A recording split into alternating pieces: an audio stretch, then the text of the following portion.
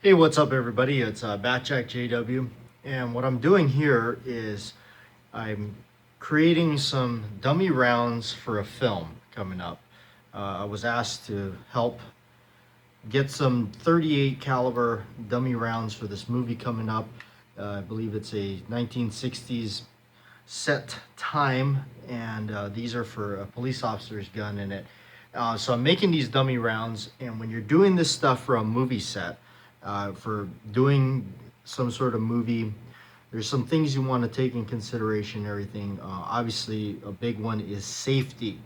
So these are completed here, and you'll notice the one of the big pet peeves of mine in films is that primer. You always see movies where they're supposed to be having a live round or something, and you'll see a dimple on that primer, or something like they put putty in it or something to fill it in. So that's one of my big things. So that's something I didn't do with these. Now you're gonna say, well, what the heck? Also, I'm not sure if you'll hear that on camera, but there's a BB inside each one to identify that they are dummy rounds. About the primer, what did I do for the primer? One thing I did was I soaked primers for 2 days in a oil. And here's one I soaked.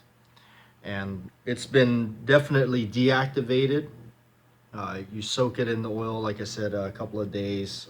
I may even had these things soaking for a week.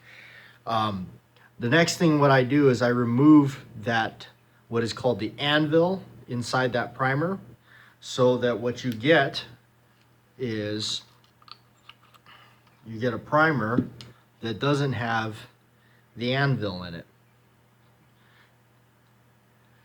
And then of course with the oil solution and everything, it also, so what that does, what the anvil does, if you're not familiar with how primers work and all that, this is what is known as the anvil.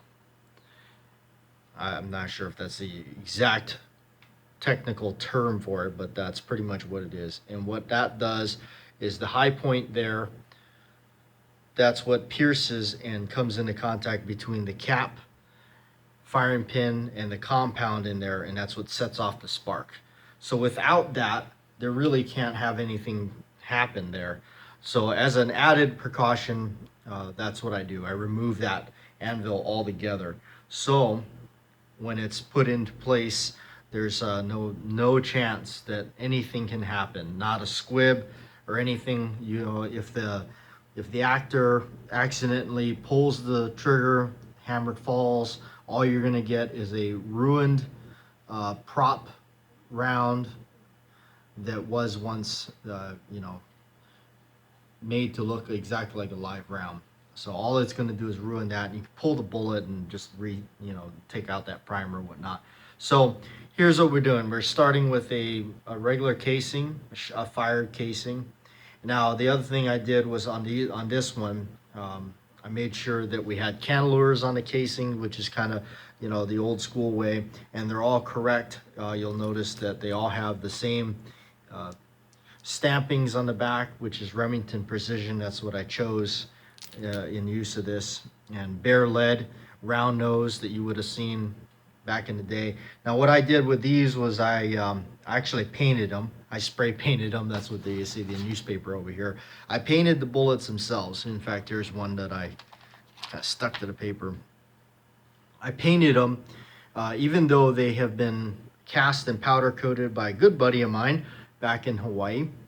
He powder coats them, but they were kind of a tan color, you can see on the back. But so for the purpose of the film, I spray painted them gray. Not only does it help with, well, obviously for the color purpose, but I also felt that, it adds the extra protection over it so that anybody handling these aren't just getting lead all over their hands, for an added bonus there. So go ahead and size that. And then what you get is after you size it, obviously with the reloading, you pop out that old primer there. And what I do is I would just seat and crimp one of these on there. I will add a BB into the casing so you can hear the rattling in them. So that's how they're identified. So that's what I'm doing here. That's what I've created. So Again, it's all about safety to make sure that it can never be fired. Even if an accident happens and somebody drops the hammer on one of these, all it's going to do, like I said, is ruin that dummy primer in the back, and it doesn't make it good for anything else. Because now and afterwards, you have something that looks like that, and here's the guy supposed to be loading up live ammunition, his firearm, and you get dimple primers, and you know people notice that. So this is what I got. This is what I made up for that movie. So that's making some dummy rounds for a feature film. Thanks for watching. I'm BATJAC J.W. Like, share, and subscribe.